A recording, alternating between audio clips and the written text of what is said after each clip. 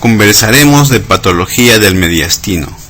El mediastino es una importante y compleja subdivisión del tórax. Es el sitio de muchas enfermedades localizadas y sistémicas.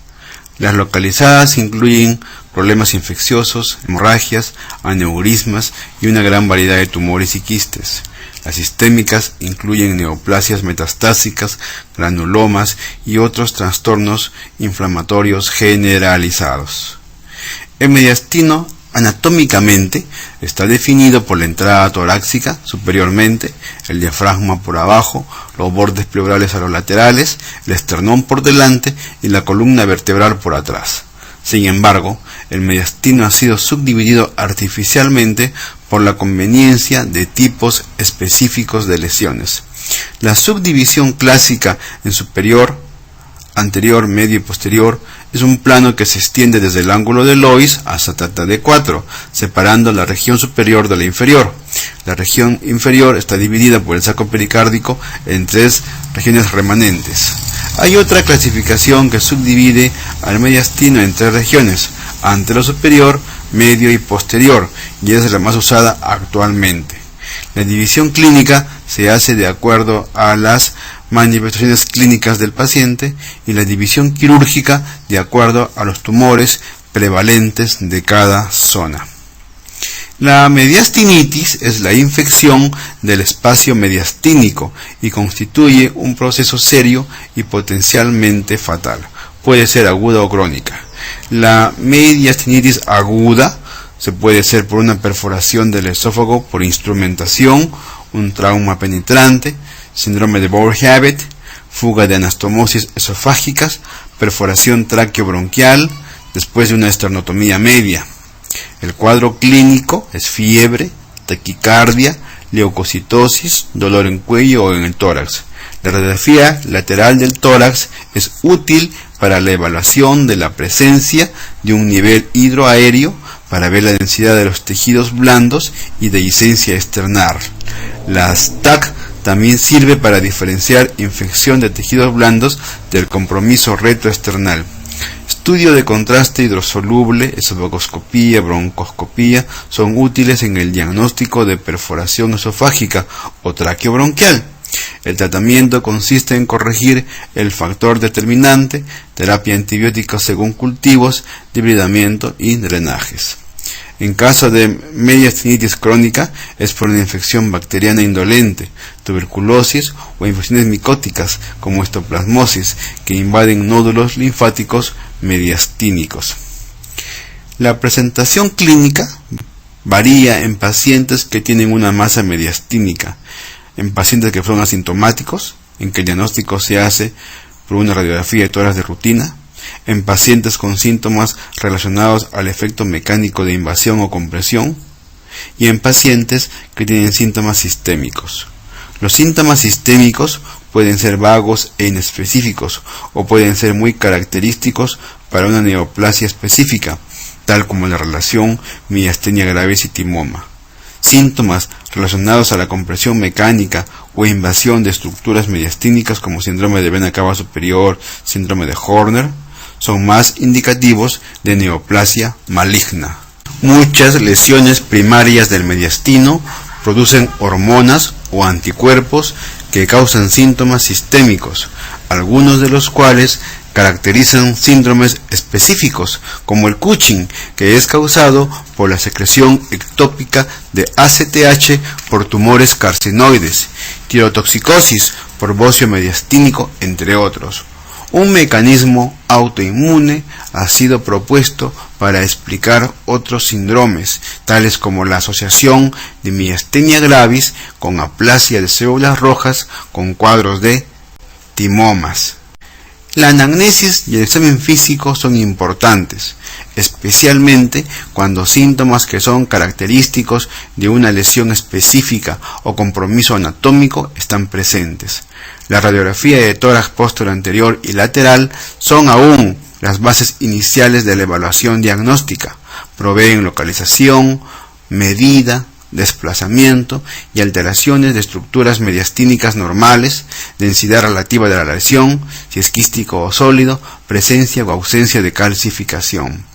La tomografía axial computarizada ha mejorado la sensibilidad de la evaluación diagnóstica, permite la identificación de lesiones pequeñas, así como información anatómica más confiable. Regiones del mediastino donde las radiografías no son útiles, como la ventana aortopulmonar y la región subcarinal, son bien visualizadas con TAC. Informa también acerca de invasión de pared torácica, diferencia masas múltiples de una sola gran masa, sin embargo no es específica. La resonancia magnética nuclear, RMN, brinda excelentes imágenes vasculares sin contraste. Puede pasar por alto lesiones menores de 1 centímetro, no diferencia múltiples masas de una gran masa y tampoco detecta calcificaciones. La ecocardiografía puede ser útil en tumores de mediastino medio. Un scanning con radioisótopos de yodo puede identificar bocio mediastínico cuando el tejido tiroideo ectópico funcionante está presente. Un scan de tecnesio puede mostrar también mucosa gástrica funcionante, un quiste entérico. El diagnóstico citológico mediante biopsia aspirativa de aguja fina, BAF, tiene baja morbilidad y casi cero mortalidad, a pesar que un diagnóstico histológico no es posible, aunque el linfoma de Hodgkin es raramente diagnosticado por usar una biopsia con aguja. Los anticuerpos monoclonales miden productos secretados por el tumor. Otros prefieren usarlo como monitoreo de respuesta a la terapia y para el diagnóstico de reincidencia. Finalmente, los procedimientos invasivos. Enfermedades benignas y malignas pueden causar aumento de presiones en el sistema venoso que drena en la vena cava superior y van a llevar a la obstrucción de dicha vena, que puede ser por compresión, invasión, así como trombosis, ocasionando el síndrome de vena cava superior. El cuadro clínico incluye edema de la cabeza, cuello y extremidades superiores, venas del cuello distendidas con venas colaterales dilatadas sobre la extremidad superior y torso, cianosis, cefalea y confusión. Estos hallazgos son más marcados cuando el paciente está en decúbito dorsal, pero están presentes en alguna extensión, así el paciente se encuentre de pie. En procesos que lentamente causan obstrucción, estos hechos se desarrollan insidiosamente. Sin embargo, la presentación clínica es más sorprendente con una oclusión brusca, con un rápido desarrollo del edema cerebral, que puede ocurrir trombosis intracraneal y resultar en coma y muerte. La etiología de la obstrucción generalmente es secundaria a neoplasia maligna.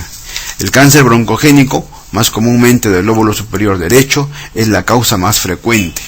Tumores de células germinales, timomas, linfomas, carcinomas primarios y metástasis son otras malignidades frecuentes que causan este síndrome. Menos del 25% de pacientes tienen una condición benigna. Aquí están las enfermedades granulomatosas como tuberculosis, bocio, fibrosis mediastínica idiopática, quiste broncogénico, el uso de catéteres venosos centrales por tiempo prolongado, etc. El angioten es adecuado para establecer el diagnóstico de obstrucción de vena cava superior, ya que brinda una angiografía venosa, provee una localización anatómica más exacta de la obstrucción e información sobre el estado de circulación colateral. El tratamiento puede incluir radiación, corticoides, quimioterapia, determinado por el diagnóstico histológico. Como si fuese un síndrome de vena cava superior por una enfermedad benigna, responde a la terapia médica e incluye diuréticos, posición de pie, restricción de líquidos hasta que canales colaterales desarrollen y lleven a la regresión clínica. Quistes primarios del mediastino comprenden el 20% de las masas mediastínicas. Más del 75% de estos pacientes son asintomáticos y estos tumores raramente causan morbilidad. Sin embargo, deben ser diferenciados de las neoplasias malignas. Broncogénicos son los más comunes. Se originan como un secuestro del intestino ventral, pueden descansar dentro del parénquima pulmonar o en el mediastino. Raramente existe una comunicación verdadera entre el quiste y el árbol tráqueo bronquial. La mayoría de pacientes son asintomáticos. En infantes pueden comprimir la tráquea o el bronquio, causando estenosis bronquial y neumonitis recurrente. En niños mayores y adultos pueden causar dolor torácico, disnea, tos, estridor. El tratamiento quirúrgico es para proveer el diagnóstico histológico definitivo. Los quistes pericárdicos es el segundo más frecuente, 70% de veces están en el ángulo pericardio frénico derecho, tienen bordes lisos, han sido manejados mediante aspiración con aguja y seguimiento con TAC. Los quistes entéricos, más comúnmente en el mediastino posterior, adyacente al esófago. Si la mucosa gástrica está presente, úlcera péptica con perforación en el lumen esofágico o bronquial pueden ocurrir y producir hemoptisis o hematemesis. El tratamiento quirúrgico es la base. Los quistes tímicos tienen tejido tímico dentro de la pared quística. Hay un aparente incremento de incidencia de quistes tímicos después del tratamiento de neoplasias mediastínicas anteriores malignas. Y los quistes inespecíficos es cuando hay destrucción del epitelio interno por inflamación o por algún proceso digestivo. El esófago es una estructura tubular que se extiende desde la faringe al estómago, con quien se une en la cavidad peritoneal. Se puede dividir en tres sectores anatómicos: cervical, torácico y abdominal. En el tórax, el esófago superior se curva lentamente a la izquierda, detrás de los grandes vasos, y vuelve a la línea media a nivel del arco aórtico. Luego se inclina a la derecha conforme continúa en el mediastino posterior. Finalmente cruza la aorta torácica a la izquierda de la línea media y se angula anteriormente para pasar a través del hiato diafragmático. La unión esófago-gástrica es difícil, sino imposible de identificar, excepto en la autopsia. La estenosis cáustica se puede presentar en niños y adultos. Los niños que gatean instintivamente toman líquidos que están almacenados en botellas atractivas que están generalmente colocados debajo del lavadero. Los álcalis causan daño de todo el grosor del esófago. Los ácidos no es tan frecuente porque están menos al alcance. El daño es solo de la mucosa, pero soluciones concentradas de ácido, como las de una batería de automóvil descargada, puede ser extremadamente destructiva, extendiéndose en toda la longitud y grosor total del esófago. La lejía líquida causa mayor lesión que la preparación granular. El diagnóstico puede ser de acuerdo a los síntomas, ¿no? Hay dolor, cialorrea, incapacidad de tragar. Si hay lesión laringea, van a haber también síntomas respiratorios. Si los signos, la evaluación debe empezar en la boca, los labios, garganta, faringe. En caso de adultos, ingieren el material cáustico con propósitos suicidas. El exámenes radiográficos de esófago con intervalos de 2 semanas determinan si una estrechez se está desarrollando. La estrechez cáustica es una lesión precancerosa. En niños hay que hacer observación en el hospital por lo menos 24 horas, lo cual es mandatorio. La esofagoscopía dentro de las 48 horas de la injuria es útil para mostrar la extensión de la injuria. Si con el esofagoscopio se observa quemadura, no se avanza más allá para evitar una perforación. La evaluación directa de la laringe e hipofaringe es muy importante. El tratamiento con antibióticos y esteroides por 4 a 6 semanas minimizan el depósito de colágeno, reblandecen las estrecheces y controlarían la infección. Algunos dicen que el uso de corticoides es controversial.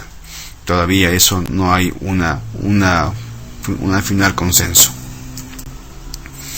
En ausencia de contraindicaciones obvias, los líquidos claros pueden ser dados oralmente y la dieta se puede incrementar gradualmente de acuerdo a la tolerancia. Las dilataciones pueden ser retardadas 3 semanas a 1 mes después de la injuria. En estrecheces muy rebeldes se pueden necesitar 6 meses de repetidas dilataciones. Una gastrostomía puede ser necesaria para la alimentación, así también como una ruta para una dilatación retrógrada. Si no responde a las dilataciones, un bypass esofágico debe ser considerado. Las complicaciones a largo término son la acalasia y un carcinoma de esófago. El reemplazo de esófago puede ser por esofagoplastía con colon, de preferencia del lado izquierdo, o con un tubo gástrico.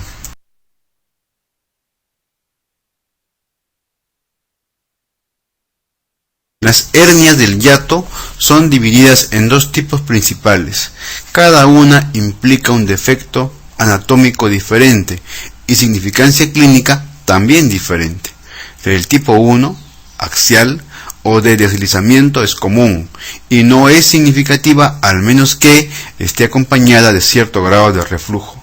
La anormalidad es una leve dilatación del diámetro de la abertura del hiato y un estiramiento o atenuación de la membrana freno-esofágica que permite que parte del cardias gástrico se deslice hacia arriba. No hay un saco herniario peritoneal verdadero. La hernia tipo 2, rollo paraesofágica, es menos común, pero es un problema clínicamente significativo. Aquí sí hay un defecto de la membrana freno-esofágica y sí hay protrusión del peritoneo a través de la fascia, formándose un saco herniario verdadero. La historia natural de este defecto es progresivo alargamiento de la hernia porque la presión intratorácica es menor que la presión abdominal. Esta gráfica es para mostrar la representación de las dos hernias del hiato más comunes. Se ve que la inserción de la membrana freno-esofágica en la tipo 1 es 3 a 4 centímetros por encima de lo normal y que la unión escamocolumnar también está más arriba. Cuando un paciente tiene una hernia del cardias bien encima del diafragma, en adición a un saco herniario paraesofágico, se le clasifica como tipo 3 o combinada, con la significancia clínica de la tipo 2, así como aumento de incidencia de reflujo como tipo 1. Cuando el colon o intestino delgado entra al saco herniario paraesofágico, puede ocurrir obstrucción o torsión de estos órganos y se clasifican como tipo 4 o multiorgánicas. Esta es la apariencia radiográfica típica de tórax de una gran hernia tipo 3. Hay atenuación de la membrana freno-esofágica formando una combinada de deslizamiento y de paraesofágica. El examen con bario muestra que el intestino delgado y el colon están en su sitio. Los tumores del esófago pueden ser benignos y malignos, siendo los segundos más del 90% de las neoplasias del esófago. Los benignos ocurren a menor edad que los carcinomas y sus síntomas, si están presentes, son generalmente de larga duración que cuando el órgano está complicado por un proceso maligno. Los leiomiomas constituyen los 2/3 de las neoplasias benignas, más frecuentes en hombres que mujeres, sobre todo en el tercio inferior. Los síntomas van a depender del tamaño de la lesión. Si son menores de 5 centímetros de diámetro, raramente dan síntomas. Son lesiones intramurales con mucosa subyacente intacta, por lo que el sangrado es muy raro. El carcinoma de esófago es enfermedad de hombres entre 50 a 70 años de edad. Considera el tabaco y el alcohol como factores de riesgo. La ingestión de nitrosaminas es altamente carcinogénico. El carcinoma epidermoide es el 95% de todas las neoplasias malignas del esófago. Las que involucran la unión esófago-gástrica son casi invariablemente adenocarcinomas. Los síntomas pueden ser disfagia, al principio a sólidos, pero luego a líquidos e incluso su saliva. Pérdida de peso, debilidad son consecuencias inevitables. La neumonitis de aspiración no es rara conforme progresan los síntomas obstructivos. La controversia persiste acerca del apropiado manejo de pacientes con carcinoma de esófago. Algunos consideran que la cirugía no es útil y utilizan radioterapia en todos sus pacientes. Otros prefieren una combinación de radioterapia y recesión o quimio, radiación y recesión, y otros solo cirugía. La quimioterapia usada sola tiene poco significado, excepto cuando la lesión es irresecable.